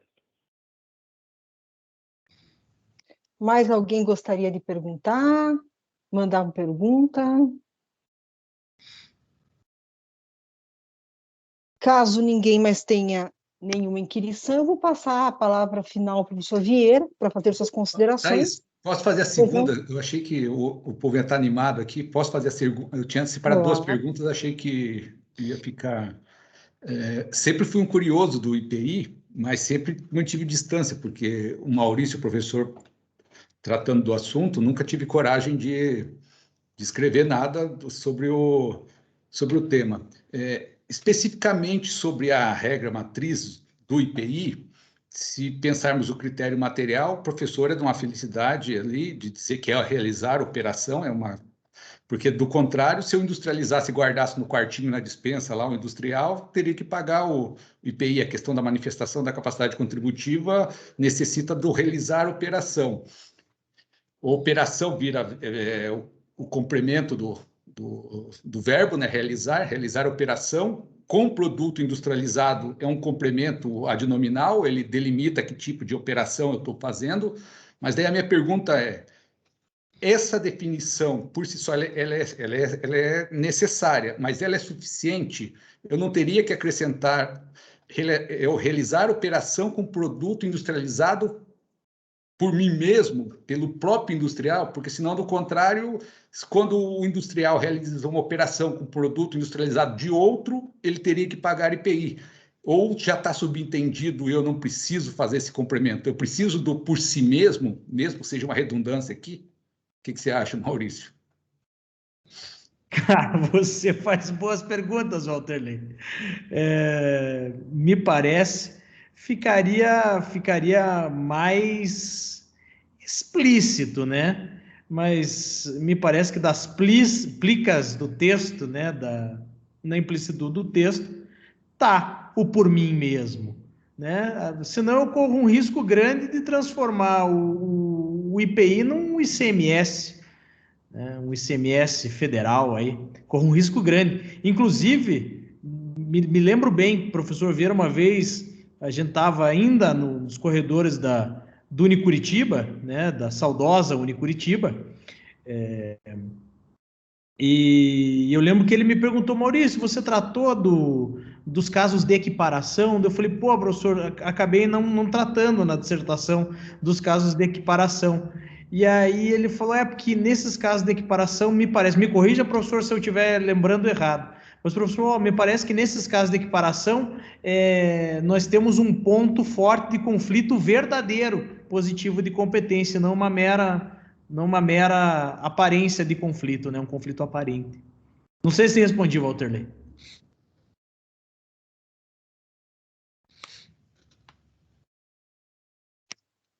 Respondeu, Walterley? Perfeito, então. Mais alguém tem uma inquirição? Thaís, é que o Walterley hoje a gente se conhece pelo olhar, Thaís, entendeu? Eu vi pelo olhar dele ali que ele já estava satisfeito já. Eu acho que os dois têm que participar do podcast do colega lá, tá? Esse é o realismo mágico entre o Maurício e o Walterley, lá de Macondo. Certo. Então, vou passar a palavra para o professor Vieira, e já que nós estamos nesse clima de brincadeira, quando eu fui montar a publicidade aí para a semana, né? O Maurício me mandou uma série de fotos muito lindas do professor Vieira, todo robusto, falando, né? E eu achei uma foto dele sorrindo. E eu optei por essa, porque eu acho que esse é o espírito do professor Vieira, num mundo que está cada vez mais chato, porque as pessoas não têm mais o direito de brincar. Essas ilhas ainda que nós encontramos de bom humor, e bom humor é uma manifestação aguda de inteligência, né? É realmente um descanso na loucura, aqui para parafrasear João Guimarães Rosa, né? Então, eu vou passar a palavra para o professor Vieira, e muito obrigada, então, às pessoas que fizeram suas perguntas. Professor, a palavra é sua. Ok. Eu começo elogiando a exposição, tanto do Maurício quanto do Rosaldo, e agradecendo as referências elogiosas e merecidas. E é um especial motivo de alegria ouvir aos dois falarem sobre esses textos.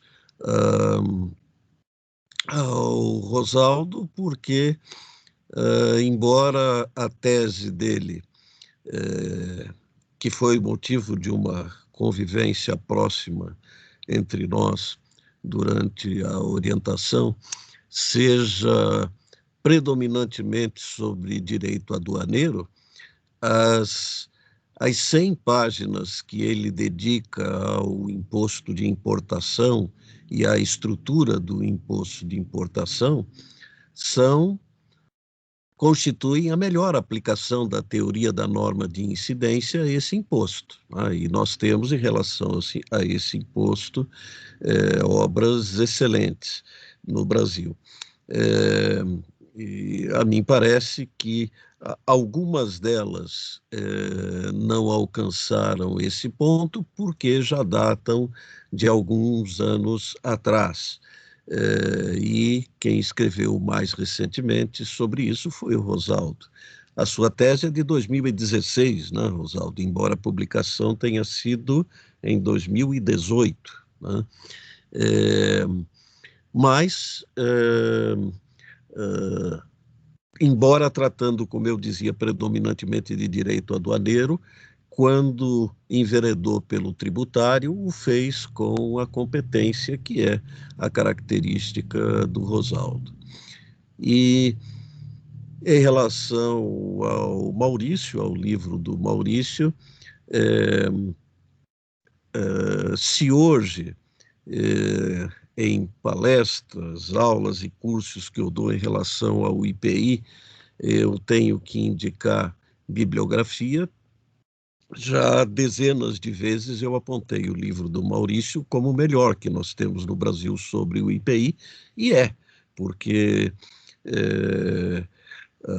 ele tratou não só daquilo que eu e outros autores, Eduardo Soares de Mello, Antônio Maurício da Cruz, Eduardo Botalo, trataram, que é a estrutura da norma de incidência do IPI, mas ele tratou também, tal como sublinhou o Walter Ley, ele tratou também dos princípios constitucionais pertinentes ao IPI. Quando eu falo, antes de examinar a norma de incidência, eu sempre examino os principais, os mais relevantes princípios constitucionais. E sem esse exame fica um pouco prejudicada a análise da estrutura normativa desse imposto. É por isso que, ao longo do meu livro, embora a finalidade não seja tratar dos princípios, eu fui obrigado a tratar quando versando determinados pontos específicos, né?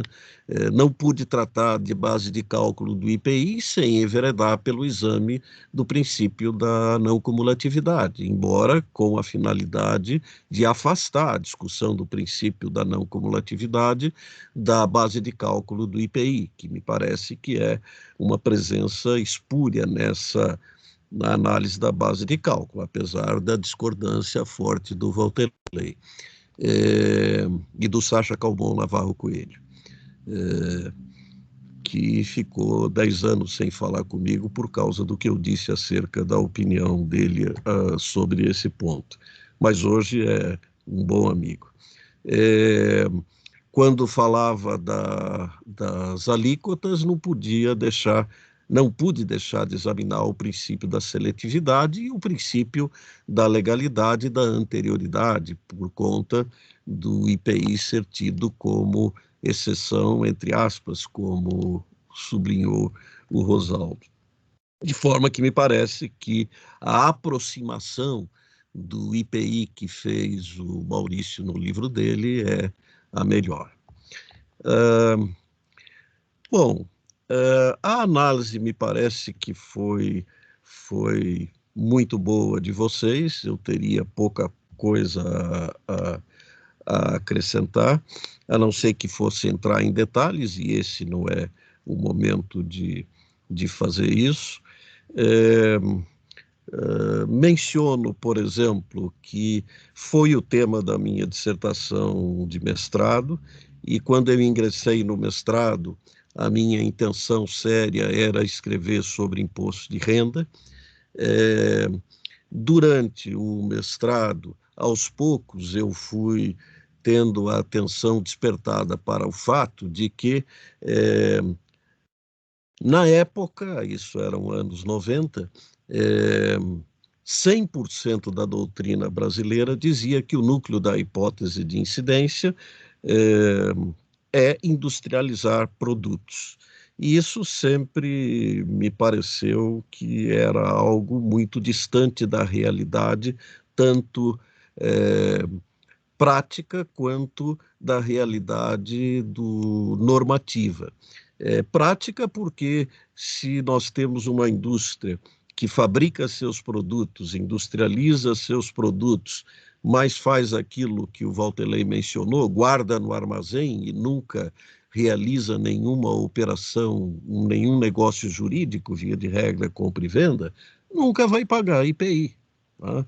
Então, dizer que industrializar produtos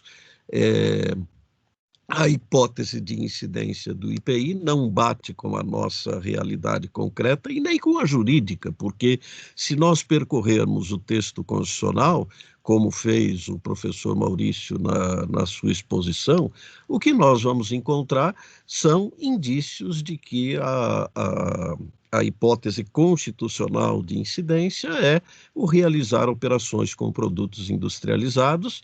E desde 2013, quando eu tive aquela conversa com o professor Maurício lá nos corredores do Unicuritiba que ele lembrou, eu diria o industrial realizar operações com produtos industrializados. E aí, como isso me chamou muito a atenção, porque era algo que toda a doutrina dizia diferente, e a mim parecia muito claro que não era assim, eu abracei esse tema. E havia escolhido como orientador o Paulo de Barros, e foi uma surpresa, depois que eu já tinha apresentado esse tema, descobri que o Paulo de Barros defendia a tese de que era o industrializar produtos. E eu fiquei numa situação um tanto incômoda, mas o Paulo é alguém que tem uma boa visão científica e ele não só permitiu, mas a partir de um certo momento incentivou que eu defendesse essa ideia, embora originalmente ele pensasse de modo diverso. E como o texto que foi usado como motivação para essa conversa invoca o Garcia Marques para dizer que é uma pena que se fale de maneira tão irresponsável como se falam aí nos projetos de reforma tributária, que deve acabar o ISS, que deve acabar o ICMS, que deve acabar o IPI, e que se jogue no lixo toda a evolução legislativa que esses tributos tiveram, eu lembraria que houve uma época, no final do século XIX, início do século XX, em que esses impostos desse tipo, chamados indiretos, que atingem o consumo, eram dados, no início do século XX, até perto da Segunda Guerra era assim, eram dados, a presença deles num sistema tributário como um indício de atraso daquele sistema tributário. Por quê? Pelo fato de eles atingirem os produtos, as mercadorias, os serviços, sem fazer nenhuma distinção entre eles. Então, eram impostos que se tornavam bastante injustos. Por isso, essa avaliação de que a sua presença num sistema denotava atraso. Entretanto, logo depois da Segunda Guerra, houve um movimento internacional que começou com Cesare Cottiani na Itália, com Manuel de Ruano na Argentina, com Pedro Soares Martínez em Portugal, de reavaliação desses tributos sobre o consumo, e esse movimento de reavaliação logo se tornou um movimento de revalorização desses impostos sobre o consumo. E aqui os nomes importantes foram Lello Gangemi, na Itália, e na França, Maurice Duverger, Henri Laufenburger, desde que houvesse nesses impostos alguma forma de mensuração da capacidade contributiva. E a solução encontrada foi a seletividade. É por isso que entre os impostos atuais que nós temos e que atingem o consumo, e eu vou ficar nos clássicos, nós teríamos também COFINS, contribuição ao PIS, mas eu vou ficar nos clássicos, o ISS municipal, o ICMS estadual e o IPI federal. O motivo pelo qual, por exemplo, e nós tocamos en passant ontem nisso, quando comentávamos aquele artigo que tratava das propostas de reforma tributária, eu mencionei que a minha resistência a esses projetos são fundamentalmente o princípio da federação e o princípio da igualdade, que me parece que são violentados pelos projetos que estão na mesa. Entretanto, também resisto, e principalmente porque, não no caso do ISS, mas no caso do ICMS, no ICMS parcialmente, porque a seletividade que se aplica ao ICMS é uma seletividade bastante parcial, né? Inclusive porque invoca-se o texto constitucional que diz que o ICMS poderá ser seletivo, como se isso fosse a literalidade do texto, garantia de que a seletividade pode não ser aplicada ao ICMS. Eu me recordo aqui de um belo artigo de umas 2 décadas atrás, da Lúcia Vale Figueiredo, que já faleceu há mais de uma dúzia de anos, ex-professora de Direito Administrativo da PUC de São Paulo, um artigo brilhante em que ela examina um grande número de podes da Constituição para concluir que, em mais da metade dos casos, se nós olharmos para o contexto, aquele pode significa deve. E a mim parece que, e nesse ponto creio que tem absoluta razão o Roque Carrasa, quando defenda que o poderá ser seletivo do ICMS significa deverá ser seletivo. Mas, infelizmente, a seletividade do ICMS deixa a desejar, ao menos deixa a desejar muito mais do que a seletividade do imposto sobre produtos industrializados. E é exatamente essa perda de mensuração da capacidade contributiva que vai acontecer se instaurar um imposto sobre bens e serviços genérico que atinja o consumo como se deseja, sem que seja seletivo ou com uma seletividade absolutamente achatada, como está em alguns desses projetos que se encontram na mesa. De forma que me parece que dos impostos atuais há esse aspecto positivo que é ignorado pelas propostas. Mas eu já fui muito além do que penso deveria. Imagino que os colegas estão querendo descansar e aqueles que importava ouvir já foram ouvidos antes. De forma que eu vou encerrar aproveitando a referência da Thaís, a foto que ela disse que escolheu, para sublinhar que eu gostei muito daquela foto, Thaís, porque eu não sei se você reparou, e imagino que talvez a maioria dos colegas que viu não tenha reparado, mas eu não estou sozinho naquela foto. É uma foto em que atrás de mim, mas aparece de forma muito, muito sutil atrás do meu perfil, está o perfil, eu tenho outros, é claro, mas do mais recente amor que eu tenho na vida, que é o meu neto de 13 anos, que estava do meu lado quando eu estava fazendo a dedicatória naquele livro que alguns amigos coordenaram, inclusive o Maurício, que está aqui presente, e o meu neto estava junto comigo, me dando algumas sugestões do que escrever nas dedicatórias de alguns livros. Inclusive, quando o professor Paulo veio pegar o livro, ele falou para o professor Paulo que era um privilégio para ele receber a minha dedicatória, se ele não sabia quem era o professor Paulo, que foi o meu orientador.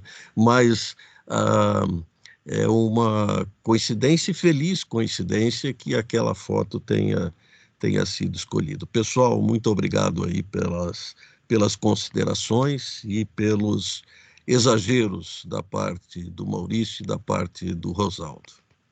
Devolvo a palavra a Thaís. Professor, eu vi que o seu neto estava na foto. Ah, viu? Vi sim, e tinha outra também, onde ele aparecia mais.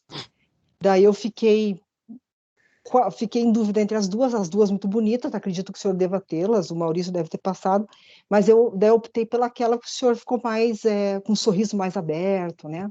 Mas Mas eu a vi presença sutil é sempre interessante. sim, eu gostei bastante da foto também. Quero parabenizar Maurício e o professor Rosaldo, porque está escrito ali, professor, então isso Pelo amor leva a de gente em Deus, erro. Thaís, não faça isso, Thaís. O Rosaldo vai me bater se você ficar dizendo que está escrito ali. Diz que Tá. tem um D ali, pelo amor de Deus. Pois é, desculpe, não, mas professor Rosaldo, então. Quero agradecer muito a fala dos dois, achei as falas muito boas, né? Agradecer ao professor Vieira, que é o grande protagonista aqui dessa semana, e mencionar que todos os dias nós tivemos um índice enorme de participações, né? O que é de se observar, porque é um momento muito específico, né? De discussões muito pontuais, o que me parece que a semana já é um sucesso completo, né? Um sucesso completo. E eu, particularmente, digo que tenho ido a alguns eventos, algumas discussões de direito tributário, nunca tinha visto algo de tanta qualidade até agora. Então, os palestrantes estão realmente de parabéns. Nossa, não tenho nem o que dizer. Então, eu agradeço muito a todos, novamente, muito obrigada, e amanhã nós esperamos todos para o encerramento, né? Com a palavra do professor Vieira, então acho que vai ser assim o clímax aí dessa semana, né? Esperamos todos amanhã. Muito obrigada. Alguém mais quer falar alguma coisa? Podemos encerrar. Reforça isso, Thaís, reforça isso, que amanhã temos que estar todos aqui, que amanhã vai ser espetacular. Amanhã vai ser realmente muito, muito legal mesmo. Vai ser Do sensacional. balacobaco. Com certeza. Um abraço grande. Só comentar, Thaís, que o alto nível dessa semana se deve muito à própria escola do professor Vieira, né? Sim, com certeza. Que é fora de curva. Realmente eu vou a muitos eventos, né? E assim, fazia tempo que eu não via algo nem minimamente próximo, assim, né? Um evento científico, legal, assim. Então, tá bom, gente. Um abraço grande para todos. Meu muito obrigado ao Walterley e ao Maurício por terem tido essa brilhante ideia, né? E até amanhã, então, com a palavra do professor Vieira. Até mais. Tchau, pessoal. Muito obrigado, hein? Tchau, pessoal. Tchau, pessoal. Boa noite, Tchau, tchau. pessoal. Tchau, Um tchau. abraço Obrigado.